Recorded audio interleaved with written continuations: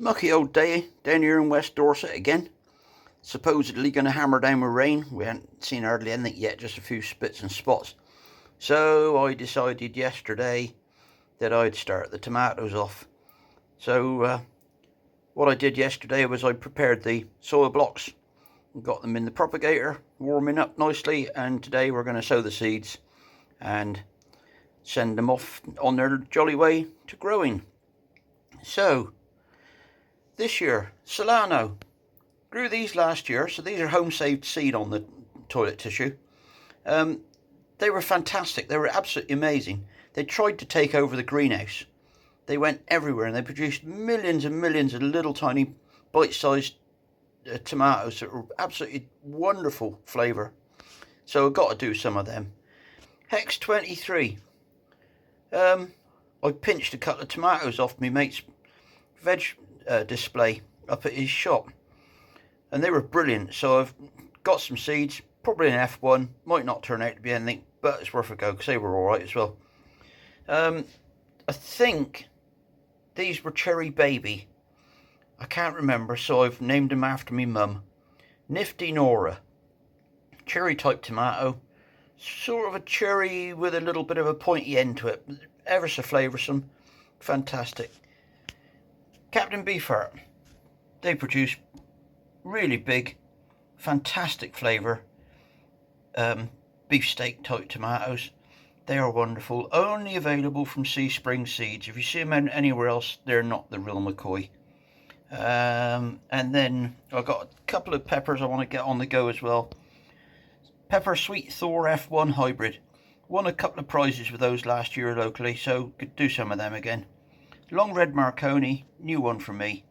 And another new one for me is Piennolo del Vesuvio.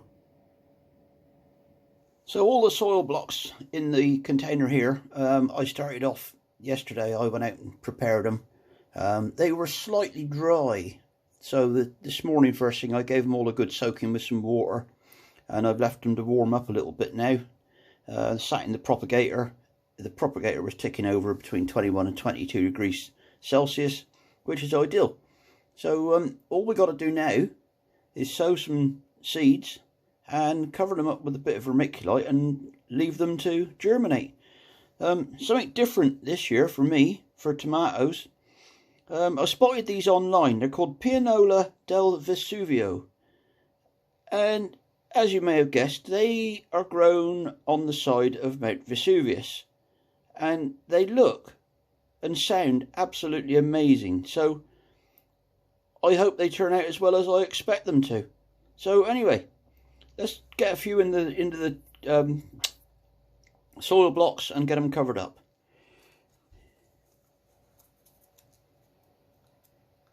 If I can get them out of the bag without spilling them all over the floor.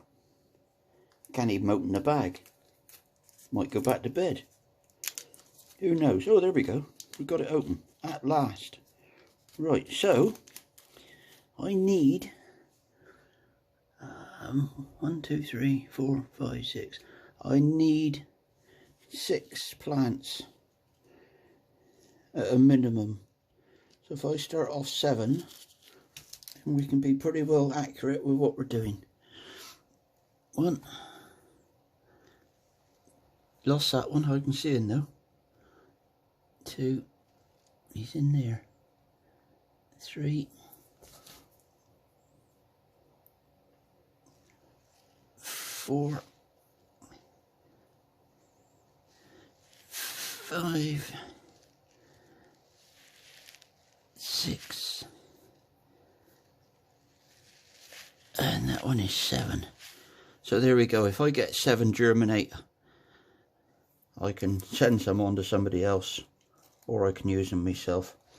I always sow more than I need, because you never know what's going to happen.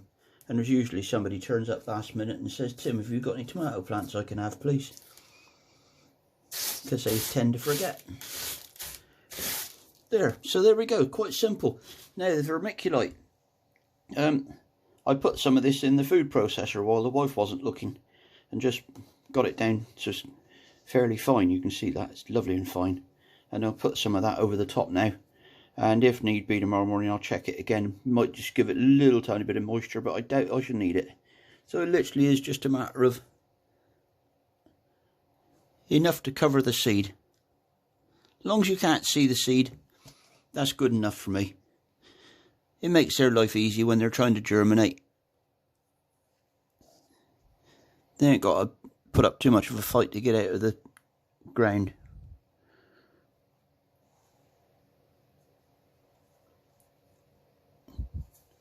And there we go. Couldn't be simpler.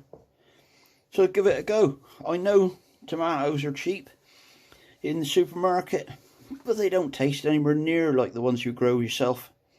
And if you haven't got a greenhouse or a polytunnel, grow one or two in a nice warm spot in a courtyard or in the corner of your garden, somewhere nice and warm. At least you'll get a few. And the beauty is, you know you've grown it yourself, and you know it's not covered in chemicals, and it'll do you good. Anyway, I'll crack on now. I'll finish the rest of the tomato seeds, and I've got some sweet peppers to put in as well. And then they can sit and cook gently until they're growing. Keep on gardening.